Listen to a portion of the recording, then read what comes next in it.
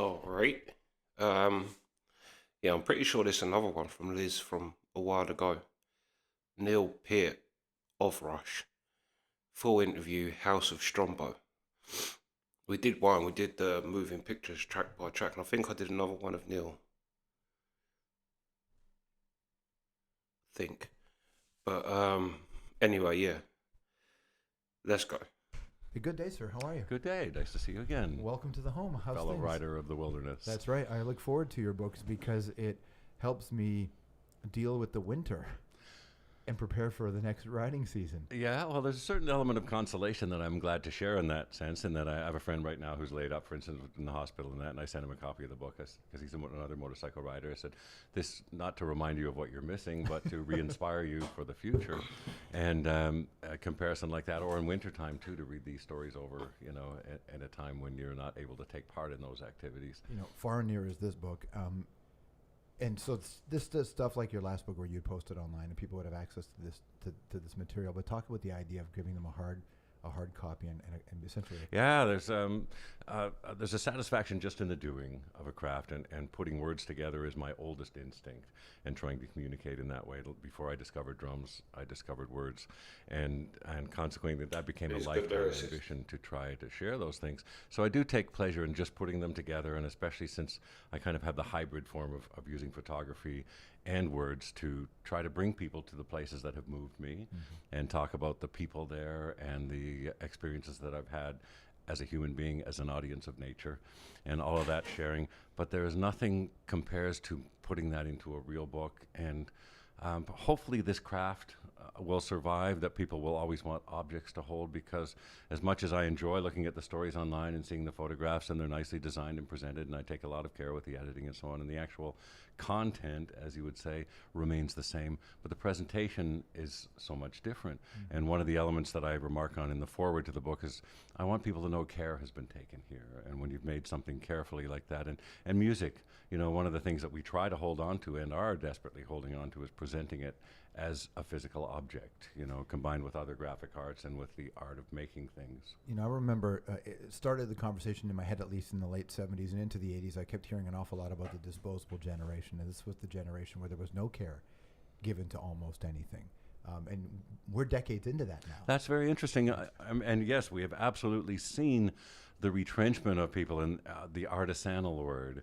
That word alone, right, is a total counterpoint to what you're saying, because we discovered all that in food, and we had fast food, and now we have slow food. Right. And blogging again was supposed to be a disposable form of verbiage and communication, but now we have slow blogging, where people like myself take a lot of care into what we post online, and we post online for an audience that we hope is like ourselves and will care about these things and care about the caring that's been taken. Because in the end, isn't this really, this is just my own theory, but in the disposable context, so much was what it gave us. But what we've come to realize over time, that a life well lived is one where you can experience the experience of others and share it with others. Oh man, what makes novels great? And yes, it might be possible to absorb those in an audiobook form. It doesn't have to be a thing of paper and ink and glue. But yes, that is the thing we're fighting now, is the polarity, isn't it? In the disparity that people display in their interests, and the cliques that they gravitate towards necessarily polarize them more and more. And what we're losing is that commonality of understanding how another person lives. And you as a traveler, that's one of the greatest gifts that I feel, is riding past people at work and people at home, people with their families, people with their friends, and observing all of that. And one reason why I do like traveling alone, it is a bit solitary and morose, and it's awfully nice to have a companion at the end of the day to talk about things with. But on the other hand, when I travel alone, I am much more in tune with the people around me. And if I'm sitting at dinner, I'm eavesdropping and I'm looking around and collecting stories, in a sense, but collecting other people's lives. And if you want to be any kind of a commentator on life around you, you can't lose touch with that, or you really have nothing to talk about anymore, right? If you're not in touch with looking at these people and feeling for the field workers that I ride past in agricultural areas, or looking at small towns and going past the courthouse, and there are so many bits of life, and diners and motels and gas stations, and watching them rise and fall over time, and thinking, oh, I bet that person's sad they had to close their restaurant, because that's some person's restaurant. Right. I often think about when I was reading a lot about Woody Guthrie and how he was talking about even that Dust Bowl era, just talking about what Americans were going through in the South specifically. And now I ride through parts of the States, the same places I rode through first 20 years ago, and you see it change. And you can see similarities. You can look around and think, right, this is a place that is never one thing. It's constantly being born and dying. I don't know where we are now in it because I haven't seen a lot of the rebirth yet in certain parts of the country. No. But I see it in people's eyes, and I see, well, you're not, be it the connected generation or whatever it is we are now. You see that people know that there's another way. There's options in life. It's just a very interesting thing to look in people's eyes now and think, this isn't 50 years ago. Right, in very many ways, and for good and ill, you know, and you have to look at eventually the positive side of the revolution in media and publishing and music right now is wholesale. Right, it's complete from the lowliest guy in his garage with a guitar to the corporations that own entertainment. All of it has changed and gone. People are finding new ways through it. That's so encouraging to me, and finding new ways to make it work, as it were. And that's what it'll take. And I've noticed in print journalism, for example, you notice them getting smaller, but suddenly there's a resurgence of tightness and professionalism now that's a leaning effect right now, and it might come out of it healthier, and maybe people still will want print journalism, and maybe it goes more and more toward a tablet and all that, but the quality of thinking and writing and analysis should still be in demand. I think there's also an element of just we've all looked around and went, okay, the bastards have been lying to us. Right, we've figured it out that people have been bullshitting us for so long that if we don't start reading real quality journalism, we're going to fall prey to that as well. All right, and the gift that novels can always bring of the insight into other people's lives. I think as for me, the greatest gift of fiction really is I'm a willing surrenderer when I read, and I can fall into a fictional or a non-fictional world easily, and if the writer is skillful to bring it alive for me.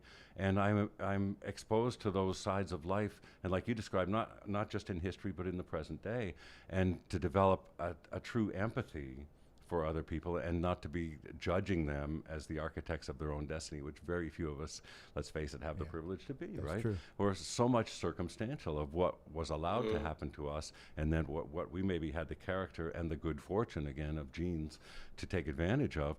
But for an awful lot of people, what's the one, oh, be kind, for everyone you meet is fighting a hard battle. Is that forever true? That's from ancient Egypt, but is that forever true? Yes, look around at you instead, and it's so easy to be scornful and saying, oh, that homeless person, it's their own fault. Really, mental illness is their own fault, you know. Right. So I get impatient with that level of coldness, and at the same time am nurtured by that level of empathy when other people bring that home to me. I suspect that's always been part of your story, but or has it not? Have you grown? It into has, it? and it's absolutely grown over time. And I'll never forget my shock. Ties in with everything professionally, but in the 80s I used to ride my bicycle to shows, and we were in Sacramento, and I was riding across town that day, and I saw two women with their kids standing on a street corner with a sign that said, "We'll work for food." In the 80s, I'd never seen that before. It's commonplace now, and I hope still as sad as it always was.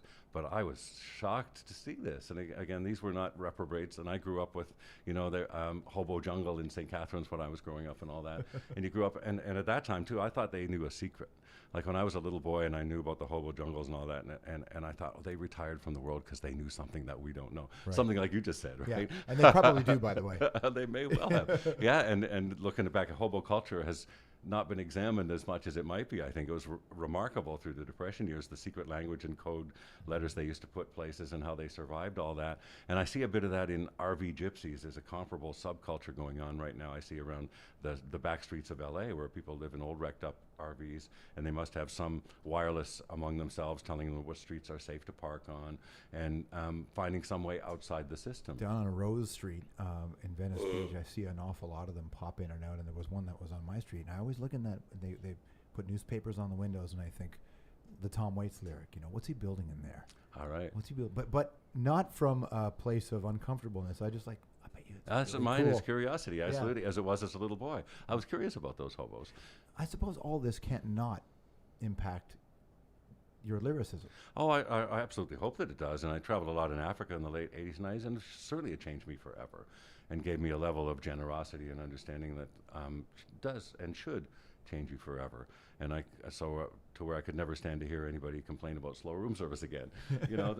In those respects, you become much more adaptable as a human being, and more generous and more understanding about the other ways that there are to be. Travel in Mexico among those people and try not to be moved. You shouldn't try not to be. You should just absorb that culture for how rich it is. Right. And the same in West Africa. You're traveling through an ancient culture that is completely different from ours, and you can either dismiss it or you can go, wait a minute, these people didn't have writing, but all of them speak 6 languages. Their oral tradition, they all know 600 years of history, and the stories that they can tell and the wisdom of their little sayings is beyond us. It's separate from us, and it's not to be judged. It's to be learned from, learn their sense of time, learn their sense of the word, the spoken word. Some of that stuff is, when you go to sub-Saharan Africa, North Africa, you can see it because it's a stark contrast from what we grew up with, right? So you can see it. But in other places, let's say you're going on a road trip in mid-America, it's maybe not as obvious. No, the it things takes some to time. find. And you have to dig out the history. And one thing I've learned in writing is that when I stumble across all those histories, just off the top of my head, Jerome, Arizona, I thought of.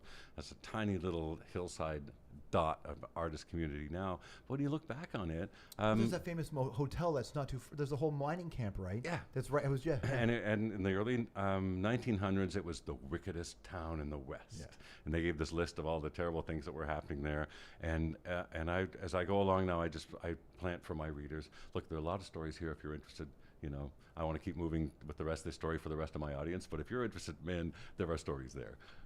I just took my Airstream trailer through Jerome for the first time this summer, and I stopped and went up to that town, and you read the history of how nasty some people were to each other, and there's always the good sisters that come in that try to save everybody, and it's this little microcosm of what we've always been as a people. And a continuity too.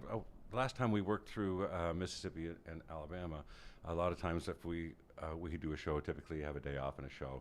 So I'm looking at the maps of between those cities, where can I go? Yeah. What kind of theme? And I thought, okay, I'm doing the Civil Rights Tour. And I grew up, I was a boy in the 60s seeing all those terrible things on television and in the newspapers, and the impact of it, and the commendable amount of change we've made since then, with room still to go, of course, but still. Yeah.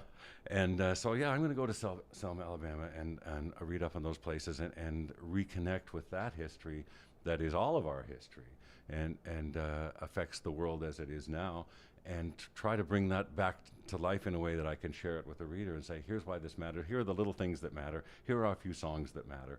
Mm-hmm. And this is the world that we have, and why these struggles continue, because there's a generation after generation that's far from the Civil War now and far from slavery, and maybe wants to make light of it or discount its effects on the country now.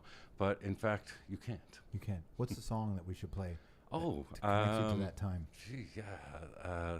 Southern Man, well, we were talking earlier about Nina Simone, and when I was looking into the songs of the South from like Johnny Mercer, Blues in the Night is a great lyrical sort of example, and then the earlier protests and all that. But the most powerful one I came down to, actually, I'm going to switch, Strange Brew. I think Strange Fruit. Yeah. That's the song. That's a pretty one. Strange Fruit, Nina Radio, too. That's a pretty powerful tune. Mm. And for you, does a lot of what you witness when you go on these road trips and these journeys, do they connect to songs for you? Are you listening to music? Only in the most oblique way. I don't physically listen to music because I just find that there's an inner jukebox that goes on. And very often I will find a song in my head and I can't figure out why. And I had one going up through Utah one time where suddenly Bob Marley was in my head in Zion Train. Yeah. And I thought, well, I just passed the exit for Zion National Park, so it's nice to trace it. But other times you have no idea where the song came from. Are you just singing it in your helmet? But sometimes, on rainy days especially, somehow, there's something about the slow pace of riding on a rainy day that gets me singing. Like Jeff Buckley's Hallelujah is a rainy day favorite, or Frank Sinatra's Everything Happens to Me, perfect rainy day song. But the great thing I've noticed about those is as soon as the road demands more attention, or as soon as traffic does, they go into pause. And it can be amazing, like minutes later, the song starts up at the same place. And so no headphones for you? The inner jukebox, no. It's same. Any activity I find is sufficient unto itself, and music listening alone, that's the other side of it. Yeah, if I'm listening to music, I'm listening to music. It's very Buddhist of you, though. I suppose. To be engagement. I'm fully engaged. And have you always been like that? Yeah. When you go on these journeys and learn these stories, and you're playing in the South, Do you go back and tell the other guys in the band, hey, here's what I saw today? Are they asking you? Well, that's the beautiful part about it, indeed, is that when we see each other after 40 years together, we do have stuff to talk about what we did on the day off, and always that's been the case because we always had different activities. Right. And I can remember in the 80s that when I was riding a bicycle, on the day of the show, I'd ride around the cities, and I started fixing on the art museums. A perfect little location. They always have good bike parking. So I'd ride my bicycle around the town and then stop in the art museum and do a little tour around. And all of them are unique across the country because they were all established by philanthropists who maybe collected German expressionist paintings in St. Louis or African art in Portland. Right. And that treasure ends up in the local museum. So I was getting a really good art education, art history, and art critical education at the same time. And Getty shares that interest as well. So it was something I come in, oh, look at this artist I discovered today, or I just went to that museum and recommended him. So all along the way, there has been a path of fresh conversation for us. And last tour, particularly with the string ensemble with us. Those were new people to talk to every day. So before sound check, it became a social thing where we gathered upstage by the string riser and talked with them for a few minutes before we did anything. And it was a beautiful refreshment to the social world after all these years. Yeah, that must be really just an important part of it. I mean, the truth is, after 40 years, though, you think the refreshment could have come earlier. But 40 years is a long time. Well, and I'm saying that it always has. Always has been that way. Yeah. When Rock and Roll Hall of Fame, which is obviously incredible, and we know the fan support for that. But when you think about R40 and the concept of the band is 40 years, are you the kind of guy that spends much time reflecting on that part of your life? Only in a cheerful way lately. Like proud to have done all that. You know, that Frank's not to think I did all that. And I was just visiting the ruins of Le Studio in Quebec, where we recorded from '79 so much of our most important work in the '80s. As Permanent Waves, Moving Pictures, Signals, Grace Under Pressure, a pretty important body of work for us, all done there, and now it lays in ruins. And I did a little tour around it recently, but I just felt lucky and grateful to have had all that. Yeah, on the one side, it's sad that it's gone, and it's especially sad to me that no rock band will ever enjoy that retreat, right? What it meant artistically and personally together, to work in the studio all day and then go play volleyball at night, you know, under the lights. Those kind of experiences were so formative, artistically and as a collaborative unit. So that part was sad, but on the other hand, when I look back now, I'm most proud of most recent work, and Clockwork Angels to me is a lovely plateau to be on right now, and Snakes and Arrows before it I like, and pretty much in decreasing favor, as it should be, right? Because I really do think that we got better and I got better, and naturally I like our more recent work better. Did I read once that you were disappointed in... Pause there, hold on.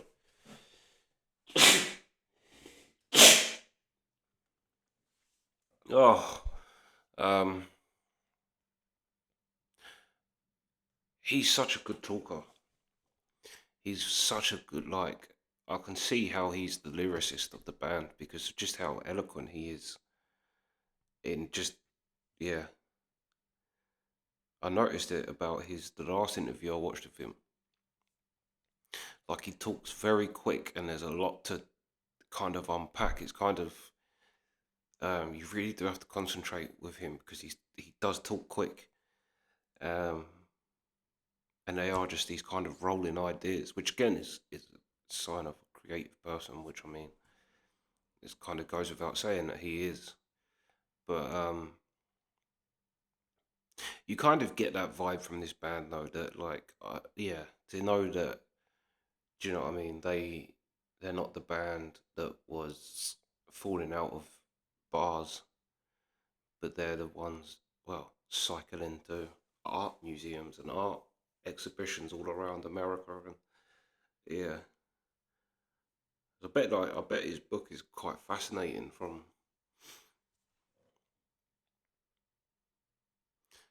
the sounds of it, because I think that's kind of everybody's dream, innit? I mean, I'd love to do that, especially in America. Just travel across America and just kind of get into them little weird towns. So is he American then? Because he sounds more like he's talking from America than Canadian. It is so hard for us to tell the difference between. I know it's like Australia and England. You guys can't tell between. But Canada and America is so hard to tell the difference between. Yeah. But yeah, that's part one anyway. Sweet.